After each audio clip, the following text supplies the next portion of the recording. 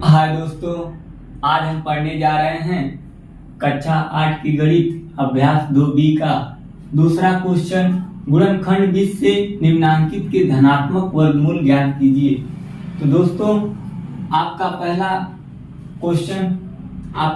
Question है 625 बटे 1296 का वर्गमूल। 625 बटे 1296 का वर्गमूल। तो सबसे पहले हम 625 का अलग गुणनखंड कर लेंगे, 1296 का अलग गुणनखंड। दोनों संख्याओं का अलग गुणनखंड करके उसे अंश बटे हर के रूप में लिखकर हम इस तरह से बड़ी आसानी से 625 बटे 196 का वर्गमूल ज्ञात कर सकते हैं। तो आइए दोस्तों, सबसे पहले हम 625 का गुणनखंड करने जा रहे हैं।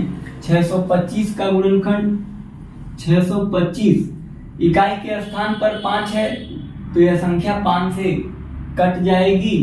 तो हम 5 से इसमें भाग देंगे। जब आप 625 में 5 से भाग देंगे तो 5 × 9 5, एक ही बार जाएगी भाग 5 × 9 5। अब आपका एक शेष बचेगा, एक जाएगा, 2 के पास 12 हो जाएगा। 5 दूना 10 और 5वां 25। फिर आप 5 से भाग देंगे, 5 से फिर भाग देंगे, 5 दूना 10 और 2 शेष बचेगा, 2 के पास जाएगा, हो जाएगा 25 और 5वां 25। फिर आप 5 से भाग देंगे, 5 से जब भाग आप 25 में देंगे तो 5 × 5 = 25, तो 5 आ जाएगा। फिर आप 5 से भाग देंगे तो 5 × 9 5। तो 625 का गुणनखंड जब आप करेंगे 5 4 बार आएगा। इसी तरह हम 1296 का यही अलग गुणनखंड कर लेते हैं।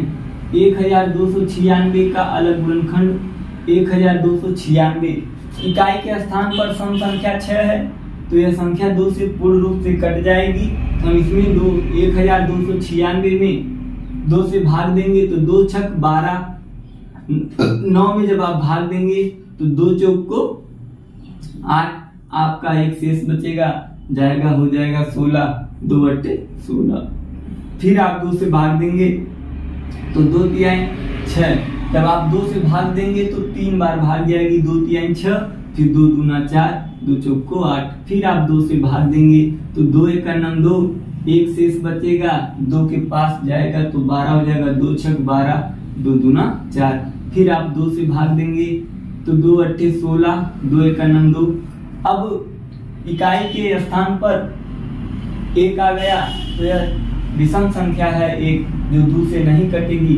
अब हम इसे 2 से नहीं काट सकते, तो ऐसी संख्याओं को हम इन संख्याओं का योग करेंगे। 8 1 9। तो हमें जब अंकों का योग 3 का गुणज प्राप्त होता है तो हमें पता है कि वह संख्या 3 से पूर्ण रूप से विभाज्य हो जाएगी। हम इसे 3 से काटेंगे। जब आप 81 में 3 से भाग देंगे तो देखिए 2 के 2, तो 3 के 3, 3 दूना 6।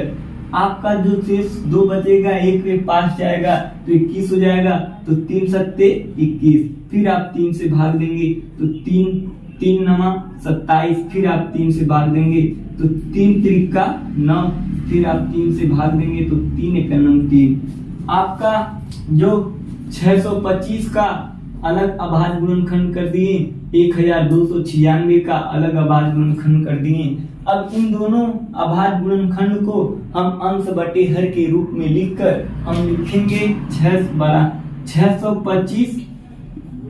625 बटे 1296 बराबर 625 का गुणनखंड 625 के सामने, तो 625 का गुणनखंड 5 × 5 × 5 × 5, 5 4 बार आया है।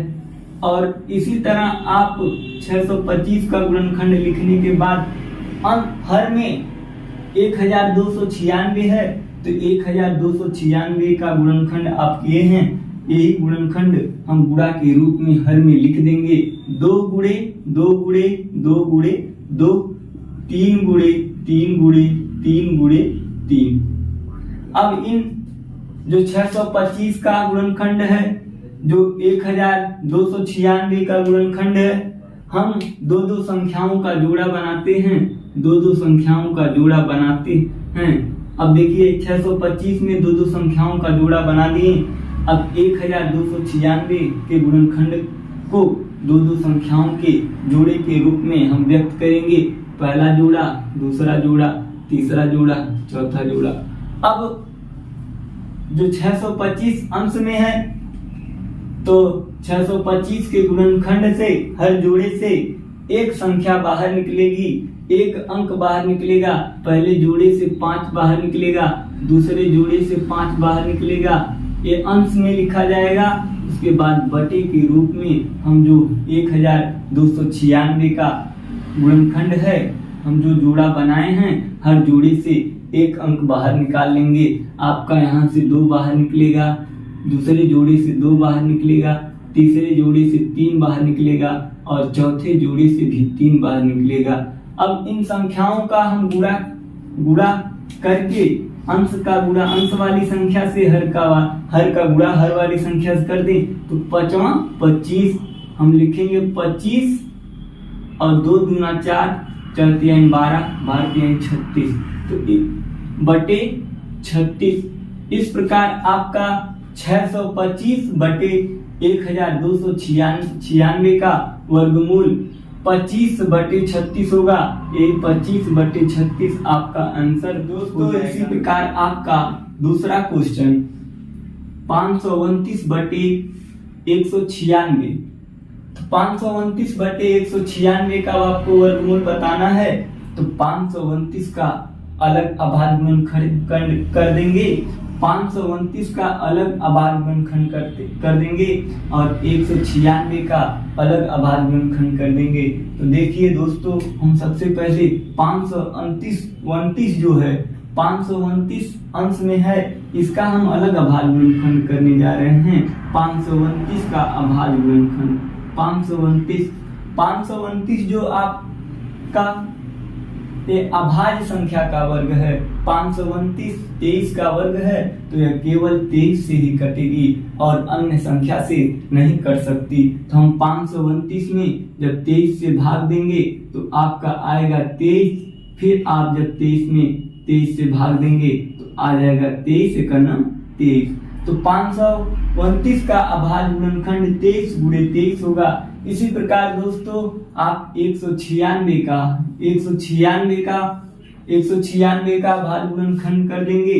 196 का अभाज्य गुणनखंड तो सबसे पहले इकाई के स्थान पर सम संख्या 2 है तो 196 को हम 2 से काटेंगे।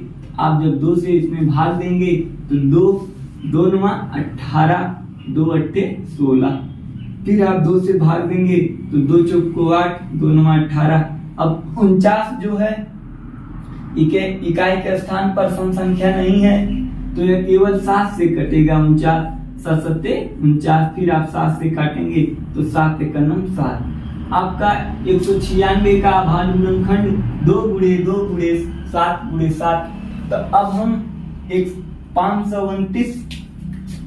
529 बटे 196 के अभाज्य 529 बटे 196। तो हम सबसे पहले 529 के अभाज्य गुणनखंड को अंश के रूप में 5 लिखेंगे। 23 × 23 लिखेंगे। इसके बाद हर में 196 का गुणनखंड 2 × 2 × 7 × 7। अब इन संख्याओं इन अंश वाले में एक जोड़ा बनेगा, हर वाली संख्या में 2 जोड़ा बनेगा। पहले जोड़े से देखिए अंश में एक ही जोड़ा बना है 23 का, लेकिन दोस्तों 196 का अभाज्य गुणनखंड में 2 जोड़ा बना, एक 2 का एक 7 का। तो हम अंश वाली संख्या से आपका एक ही जोड़ा केवल अंश वाली संख्या से आपका एक ही जोड़ा केवल 23 है जो बाहर निकलेगा, लेकिन हर वाली संख्या में जो 2 जोड़ा बना है, पहले जोड़े से 2 बाहर, दूसरे जोड़े से 7 बाहर। अब आप 23 इसी तरह अंश में उतर जाएगा लेकिन जब हम 2 का गुणा 7 से करेंगे 2 सत्ते 14, तो आपका 529/196 का वर्गमूल होगा 23/114। यही आपका